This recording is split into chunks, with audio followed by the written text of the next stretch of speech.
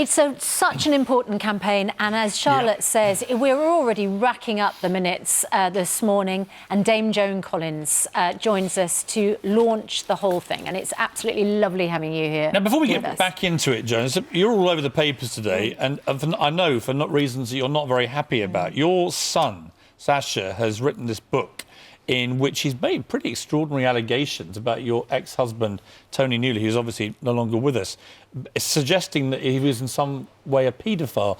What is your reaction to this? Well, I think that Sasha's being extremely naive and not really knowing the meaning of that word. Because what Tony admittedly was, is he loved young women. And young women of 17, 18, 19 years old, not children by any means. Never in a million years would I have been married to somebody like that. Did you know that Sasha was going to do this book? No, I know the book, yes, but I didn't know that was in it, because I didn't read the book. Have you had a chance to talk to him about it? No, I haven't talked to him about it. It only came out yesterday. And it's very irresponsible, I think, of the Sunday Times to put that in as a headline, to make kind of world news. And it is, categorically, I can say that it is not true, that I never saw any of that kind of behaviour from Anthony, who I haven't seen. Well, he's been dead for a long time, but I haven't been married to him for 40-something years. Stressful time for you. Very. Added to everything else, yeah. Well, yeah, exactly. Now, on the other stressful thing, you're still not back in your flat, which was destroyed by a flood. Yes, it was. Thank you to the developers who have turned my building into a building site. And hopefully we're going to go back. But it's been 9 months. Well, I'm incredibly worried about this, because you throw the best Christmas parties in that flat, and I'm very worried as we tick towards Christmas that there ain't going to be one. No, there won't. I'm sorry. You're not going to be back in before Christmas? No, we will be maybe about the 22nd. It's going to take us ages to move in, because we have all our furniture and all my clothes and all Percy's clothes and all our food, dishes, everything in this other apartment that we had to move out of. You know, we are... Basically, we'd been homeless for 9 months. On a positive note, Joan, you look absolutely fabulous. Thank you. I don't mind you saying that. Why do you... But how do you manage to maintain your fabulousness? And I mean that quite seriously. Every time I see you, you're positive, you're upbeat, you're glamorous. Many people don't take that choice in life, and they just let life take them over. What is the secret? I think I was born with huge energy. My mother used to call me Miss Perpetual Motion. I never keep still. I don't know. It really annoys me when I see myself moving my foot. I have a very positive approach to life. I mean, yesterday when I read all these headlines, I just said, I can't think about that.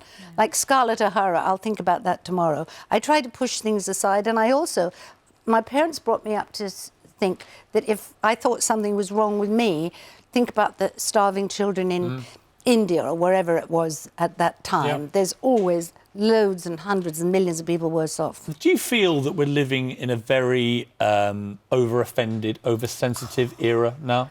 God, yes. Everybody's so critical of everything. You can't do anything.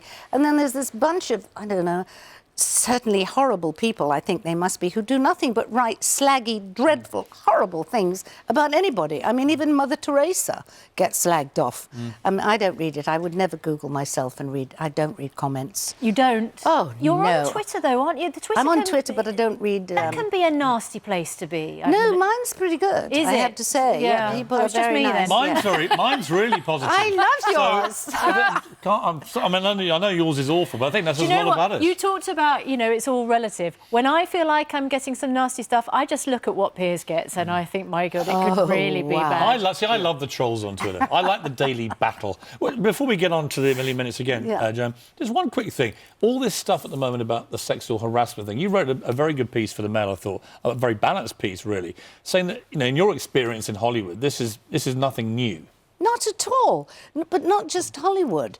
It's politics. It's certainly in fashion.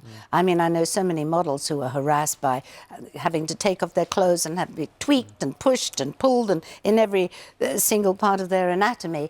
And, we did have in Hollywood, there was the casting couch. There was, if you be nice to me, you'll get the plum roles at 20th Century Fox. I was actually told that by the head of the studio, Buddy Adler.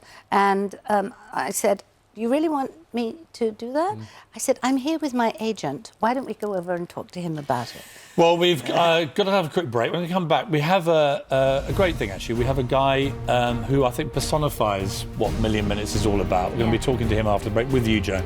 So let's have a quick break and we'll be back. You're watching Good Morning Britain on ITV.